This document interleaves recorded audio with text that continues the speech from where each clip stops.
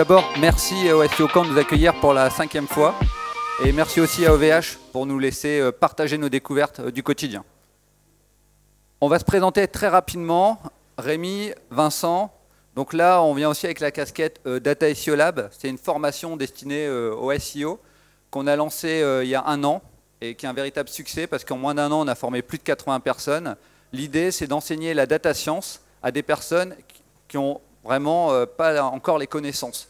Ça ne nécessite aucun prérequis technique. Là-dessus, pour cette conférence, on va vous expliquer pourquoi on a remis en cause toutes nos connaissances SEO et surtout, on va vous donner des cas concrets, on va vous donner des faits. On démarre? Let's go! Alors, la première histoire qu'on voudrait vous raconter, c'est l'histoire d'une certaine Kate Hadley qui a fait une découverte plutôt incroyable en SEO, même en data SEO. Donc, Kate Hadley, elle travaille dans une agence aux États-Unis. Elle est SEO technique, elle a la trentaine à peu près.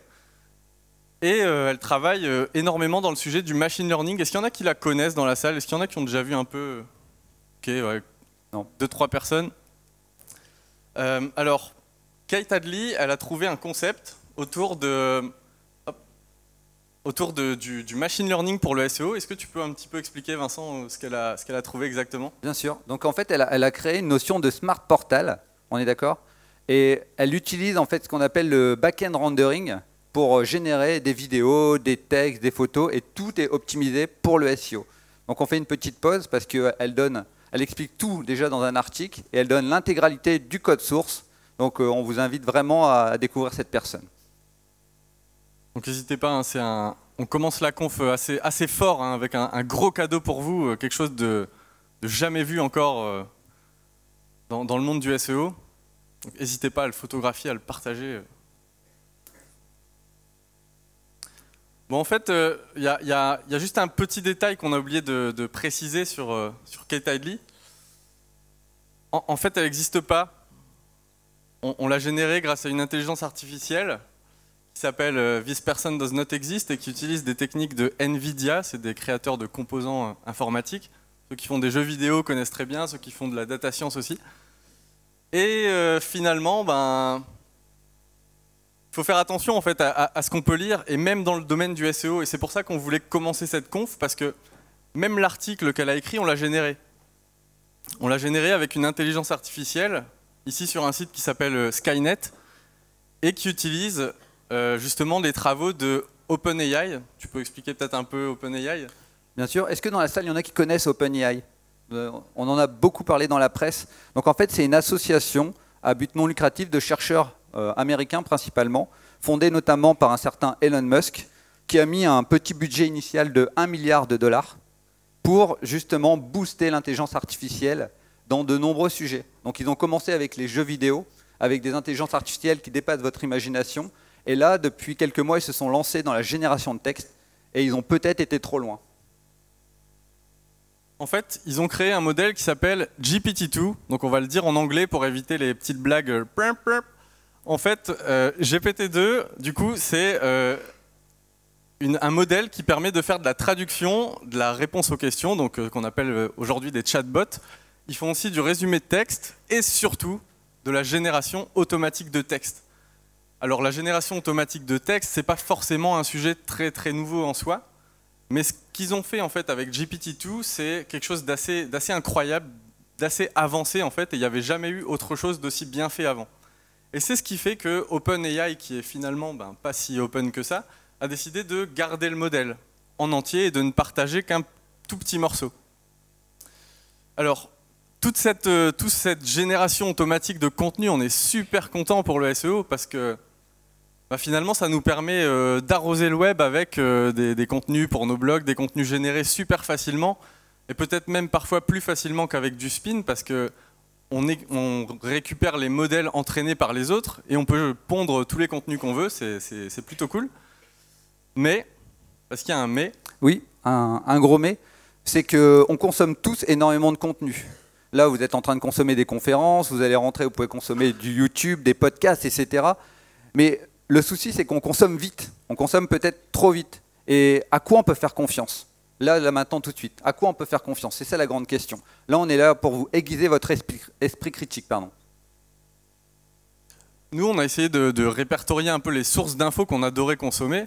Donc il y a les sources d'infos officielles, c'est ce que par exemple Google publie en ce moment avec les fameuses vidéos sur le JavaScript qui ont fait un petit peu polémique. On adore aussi tout ce qui est recettes SEO, on les appelle comme ça, des articles ou des tutos qu'on peut trouver pour être premier sur Google avec tout un tas de super conseils. On consomme aussi beaucoup les tests des autres, hein. On en a vu plein aujourd'hui, on en verra plein demain, parce que c'est aussi ça qui fait qu'on se forge des croyances en SEO. Les études de facteurs de ranking, ça il y en a tous les ans plusieurs, et puis ça nous permet un peu d'aiguiser notre sens des priorités, on va dire, pour les fameux chantiers qu'on doit travailler en SEO.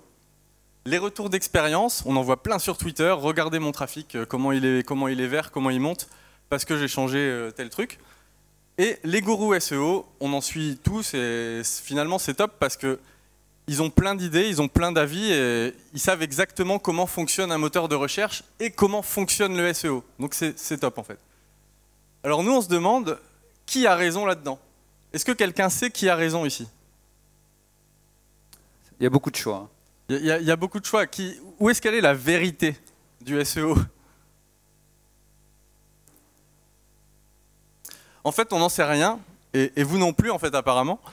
On n'en sait rien parce que tout le monde a plus ou moins raison, et tout le monde a plus ou moins tort. Si vous testez tous les facteurs de ranking un par un que vous avez vus dans une super étude de facteurs de ranking, ben peut-être que vous allez super bien vous positionner. Et peut-être pas en fait, on n'en sait rien.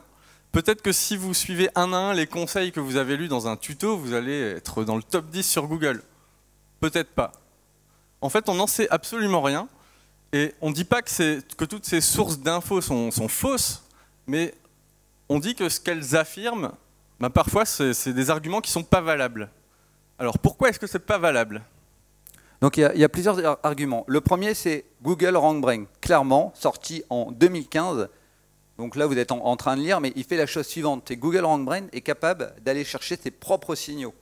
Donc même si on en connaît 300 ou 400 de facteurs de ranking, RankBrain non seulement il va chercher ses propres signaux, mais en plus il est capable de faire d'agrégation de signaux existants. Ça fait que même les chercheurs de Google ne sont pas dans la capacité de comprendre toutes les décisions de Google RankBrain. Donc ça, c'était vraiment le point numéro 1 et le point le plus important. Et il y a plus que ça.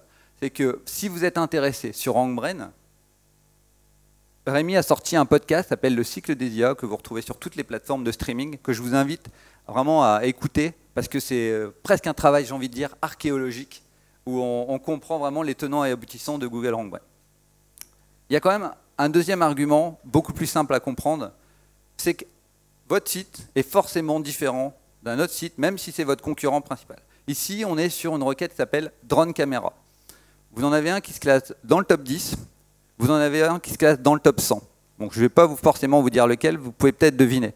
À votre avis. Premier? Qui est dans le top 10 là? Qui vote pour le premier? Pour celui-ci. Ok. Ok. Tous les autres pensent qu'il est dans le top 10. Après, il y a des non-votants. Mais on a un site qui a ultra optimisé son SEO, qui a appliqué toutes les recettes magiques, etc. Et pour finir, il ne rank pas du tout. Alors pourquoi? Il y a énormément d'explications. Il y a l'historique, il y a la marque, voilà, tout ce qu'on cite, le nombre de pages, le budget dans la pub, etc. Et donc, en fait, on se rend compte qu'à chaque fois, c'est du sur-mesure. Vous n'allez jamais avoir des recettes magiques qui vont fonctionner du premier coup pour votre site. Et nous, on s'est dit, il est temps de changer notre fusil d'épaule. En fait, tout ce qu'on a cité depuis tout à l'heure, c'est ce qui constitue aujourd'hui, et peut-être pour vous aussi, un certain nombre de croyances. Des croyances qui alimentent nos décisions au quotidien et qui font qu'on va prioriser les choses d'une certaine manière. Et ce qu'on aimerait bien faire, justement, c'est essayer de les challenger, toutes ces croyances, et de les remettre en question. Et pour ça, nous, on essaye de s'appuyer sur la méthode scientifique, et en particulier sur un domaine que vous connaissez sûrement, qui s'appelle la data science. Donc l'idée derrière, ça va être surtout de trouver ses propres conclusions et de remettre en question tout ça et d'enquêter en fait finalement pour trouver ce qui fonctionne pour nous, plutôt que de reprendre, comme on l'a vu, des idées des autres. Tout ça, ça nous amène à l'histoire numéro 2. Voilà, l'histoire numéro 2. Donc sur la 1, on a été un petit peu vite. Et là, attention, ils ont fait de la data science sans un bac plus 37. Le titre est hyper important.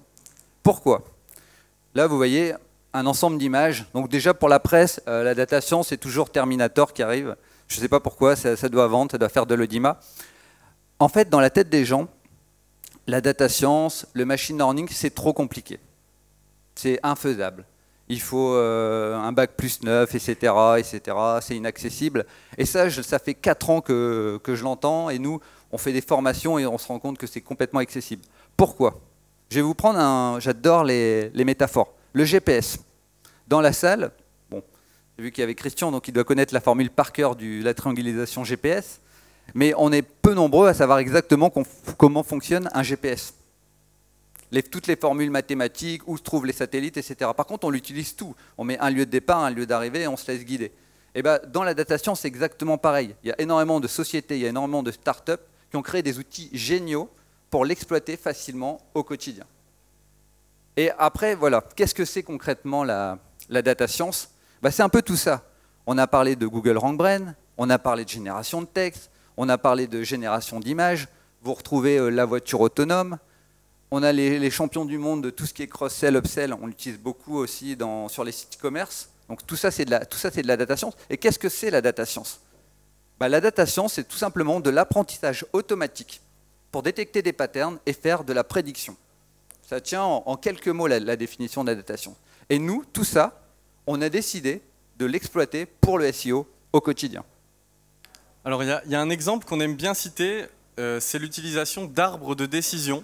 Donc, vous en avez peut-être déjà vu dans vos parcours scolaires.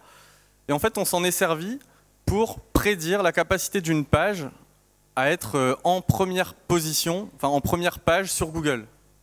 Donc en gros, on a entraîné un modèle à deviner si une URL pouvait ou non se positionner sur Google par rapport à toutes ses caractéristiques.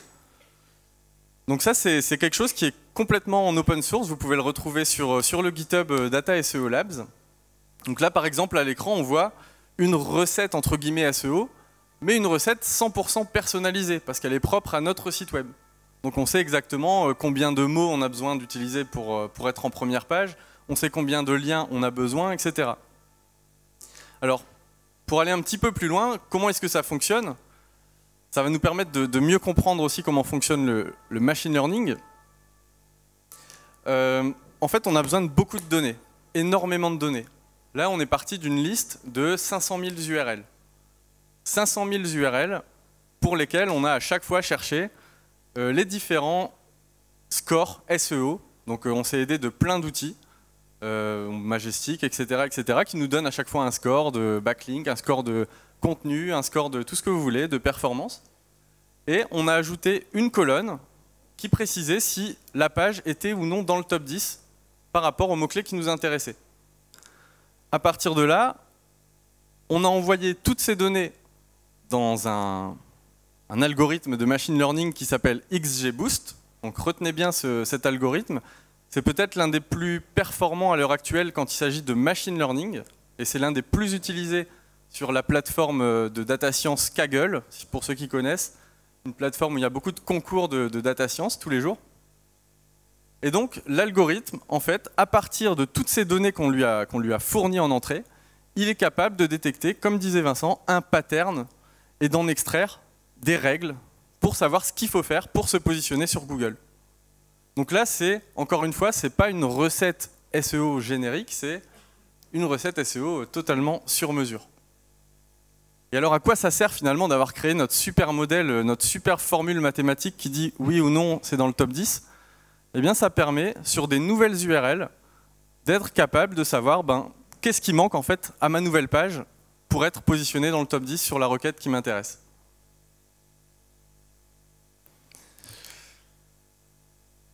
C'est pas la seule façon de faire du SEO, on en a vu une. Voilà, donc à chaque fois, nous, on présente la première méthode, où on va créer un modèle perso.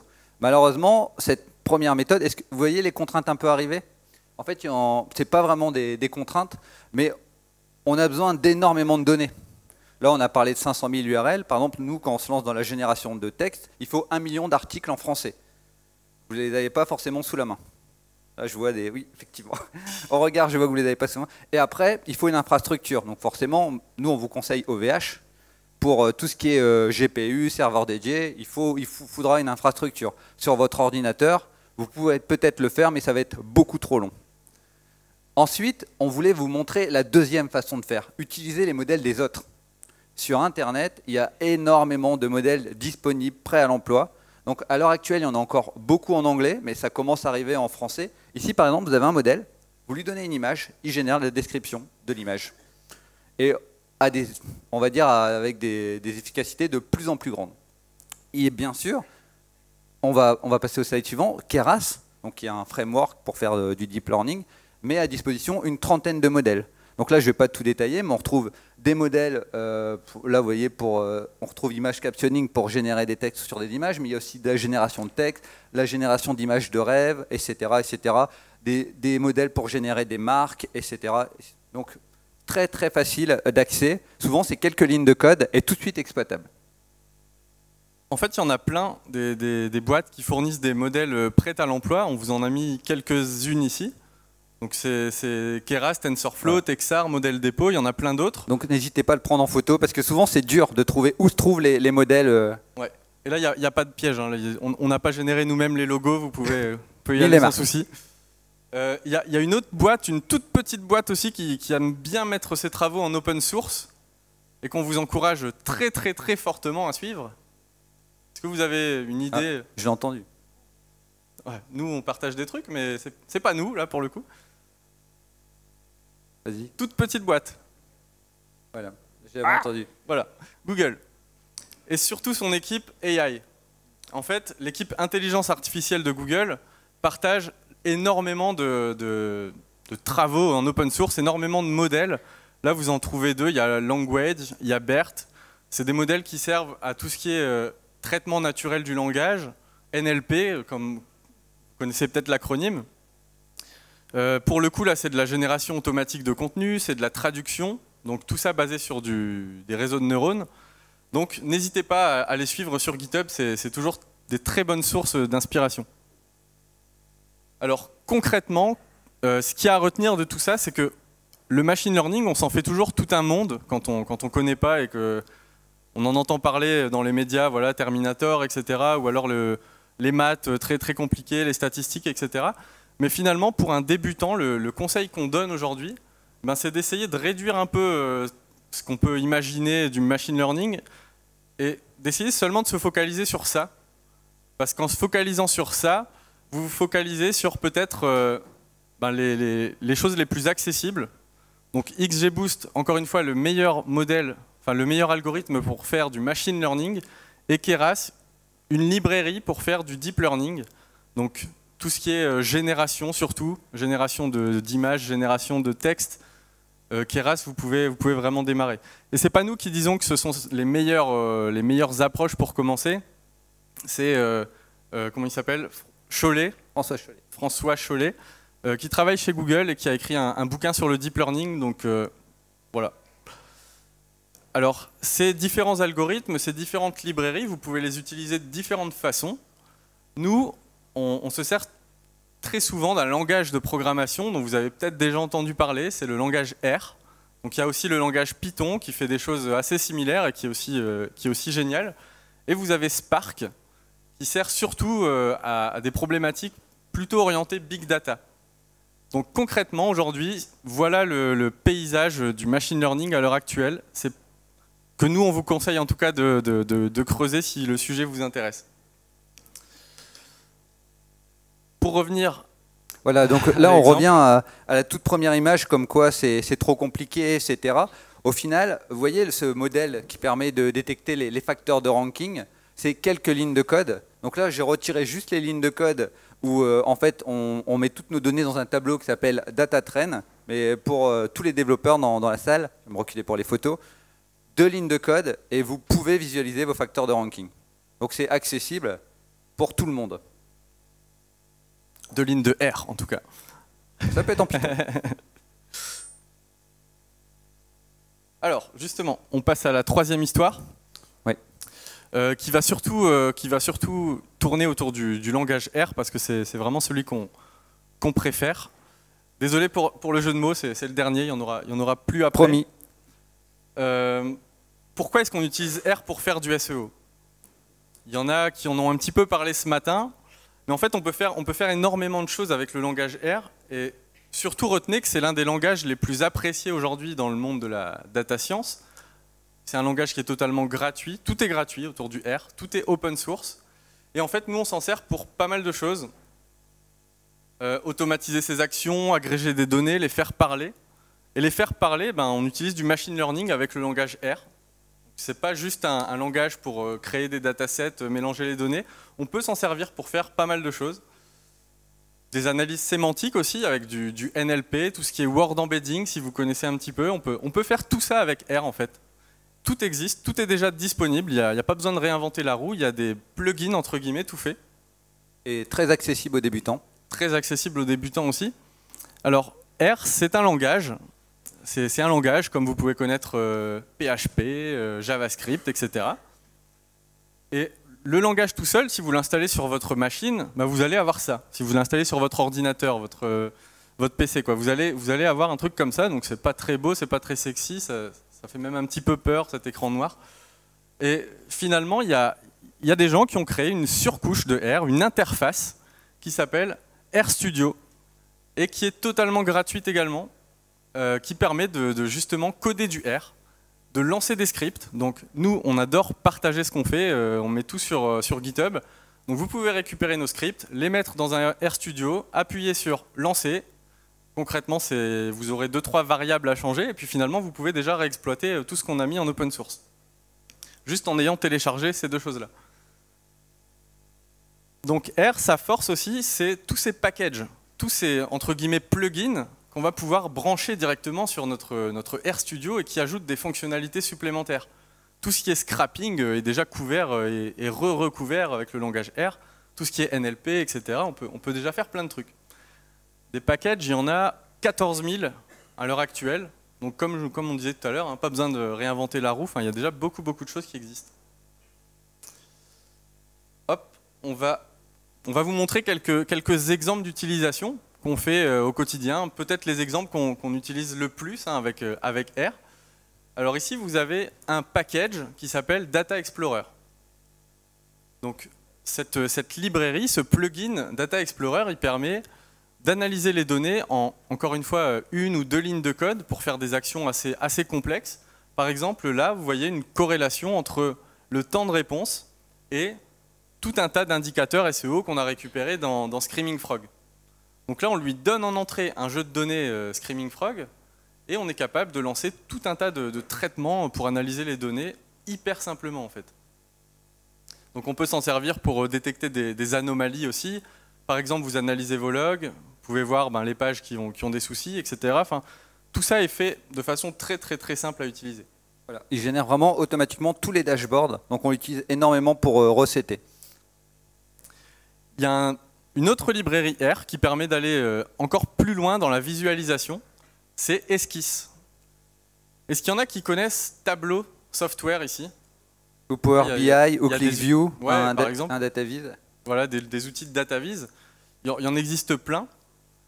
Et ces outils, généralement, ils coûtent assez cher. Il y en a où on parle de 1 000 € par an par utilisateur, donc tout le monde ne peut pas forcément avoir ce budget. Et en fait, il y a un groupe de personnes, fans du langage R, qui ont décidé de rendre à peu près la même chose, open source. Donc là, c'est un espèce de drag and drop pour générer des vues, pour générer des dashboards SEO directement dans RStudio. Donc là, c'est l'histoire d'une librairie à installer, de lancer un jeu de données et de faire glisser les éléments aux bons endroits. Ça ressemble vraiment à du tableau, par exemple. Et ce qui est top, c'est qu'on peut tout paramétrer, comme vous voyez à l'écran, la taille, les couleurs, pas mal de choses. Et finalement, on va pouvoir après tout exporter, donc tout envoyer directement dans un PowerPoint ou alors enregistrer le PNG. Donc c'est une librairie assez magique, on était fous quand on l'a vu débarquer, parce qu'elle va faire gagner beaucoup de temps et beaucoup d'argent aussi. Donc ensuite, on va vous parler de Shiny, qui est clairement une alternative aussi à Tableau. Donc en fait, ça vous donne une interface web. Ça veut dire que votre code R, il va générer automatiquement de l'HTML, du JavaScript, du CSS, et vous avez un véritable logiciel SEO en interne. Donc là, avec Shiny, l'exemple qu'on aime bien donner, c'est ce qu'on appelle de la prédiction de trafic.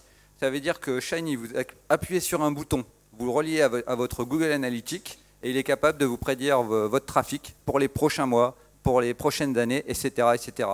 Et il y a énormément d'onglets, tout est configurable. Vous pouvez choisir votre métrique, votre channel, est-ce que c'est sur du payant, est-ce que c'est sur de l'organique, est-ce que c'est sur du social. Tout est possible et tout est disponible. Et encore une fois, j'insiste, c'est gratuit. Donc si vous voulez l'adresse du site, on pourra vous la donner. Sur ggplot, ça c'est parfait. Donc ça c'est quelque chose d'assez poussé, c'est que ggplot permet vraiment de faire du sur-mesure. Si Esquisse ne vous suffit pas, nous on arrive à réaliser en fait des dashboards assez poussés, d'ailleurs qu'on présente en formation, où on va identifier en fait les clusters, les mots-clés les plus intéressants à travailler. Et là-dessus, en fait, on fait un calcul hyper simple. On regarde le mot-clé, il est en position 10. S'il passe en position 1, combien il va nous générer de trafic ou de revenus? Si vous avez un site e-commerce, vous pouvez faire des estimations de revenus. Donc encore une fois, ça c'est un outil très très utile, qui est open source aussi. Et où on voulait vous montrer comment on peut aller très très loin avec tous ces HTML widgets, avec ces ggplot et Shiny, c'est que tous ces modules sont disponibles. Là, vous voyez, il y a un module pour générer des cartes, les diagrammes de Sankey, et surtout, est-ce que vous avez remarqué quelque chose qui est fort utilisant en SEO, qui est caché quelque part ici? Il n'est plus très caché là. Ah là, il n'est plus caché, non. Raté. C'est diagramme R en fait. Voilà, donc ça, on le retrouve très souvent, surtout, il y a énormément de crawlers qui l'ont implémenté. Et tout ça existe bien entendu en R. On peut l'ajouter sur des applications qu'on créerait ou l'ajouter dans notre code R directement. Hop. Tu les passes deux par deux. Ouais, c'est clair. Voilà. Il y a aussi une possibilité avec le langage R. Ça, c'est quelque chose qu'on a développé nous-mêmes. Un outil qui permet de scorer les intentions de recherche. Donc en fait, ça, c'est quelque chose qu'on a créé et qui est totalement personnalisable. Donc on ne l'a pas encore partagé, mais si vous nous suivez sur Twitter, vous le trouverez dans les prochaines semaines. C'est un outil qui va permettre de choisir ce que vous voulez récupérer comme score. Donc là, on a mis un exemple de commercial score pour chacun de ces mots-clés. Et en fait, l'outil tout seul, il va être capable d'aller vous pondre le score. Donc c'est un score de 0 à 100. Plus c'est élevé et plus ça veut dire que l'intention est forte. Donc nous, on s'est amusé à le faire sur de l'intention commerciale, informationnelle, ça vous connaissez très bien. Et on a ajouté aussi pas mal d'autres choses, par exemple l'intention news. Est-ce que la requête elle a besoin d'être traitée comme un article d'actu? Voilà, ce genre de choses, en fait. C'est là où c'est totalement personnalisable, le code qu'on va vous filer. Et en fait, la formule mathématique aussi sera totalement transparente, vous y aurez accès. Si vous voulez pondérer différemment les éléments pour ajuster les scores et les rendre plus adaptés à vos besoins, bah vous pourrez le faire aussi. Il y a un autre outil, pareil, qu'on va rendre open source bientôt, qui permet de clusteriser les mots-clés par intention de recherche. Donc l'année dernière, je ne sais pas s'il y en a qui étaient là à notre conférence ici ou Web Today, bref, c'est pas grave. On avait partagé un outil qui permettait de clusteriser les mots-clés, mais sur la base de la proximité lexicale. Donc deux mots-clés qui se ressemblaient d'un point de vue orthographique, si vous voulez, eh ben, on les regroupait ensemble. Donc ça, c'était une première méthode. On utilisait un algorithme de clustering. Et finalement, elle est bien parce qu'elle fait gagner du temps, mais elle n'est pas 100% en adéquation avec la façon dont fonctionne Google. Parce que deux mots-clés, même s'ils ne sont pas écrits de la même façon aujourd'hui, peuvent amener exactement la même SERP. Et non, donc nous, notre but, c'était justement d'essayer de calquer le comportement de Google. Encore une fois, on aime bien essayer d'être au plus proche de la façon dont il fonctionne et de regrouper les mots-clés justement par intention de recherche. Donc ça, c'est quelque chose, encore une fois, si vous nous suivez sur Twitter, Rémi Bacha, Vincent Terrazi, Data SEO Labs, vous le retrouverez dans les prochaines semaines. Alors ça, je l'ai présenté au SEO Camp de Lille en début d'année. Donc bon, ça va être une redite pour ceux qui étaient déjà à Lille, mais c'est hyper intéressant, parce que dès que je suis arrivé, tout le monde m'en a parlé.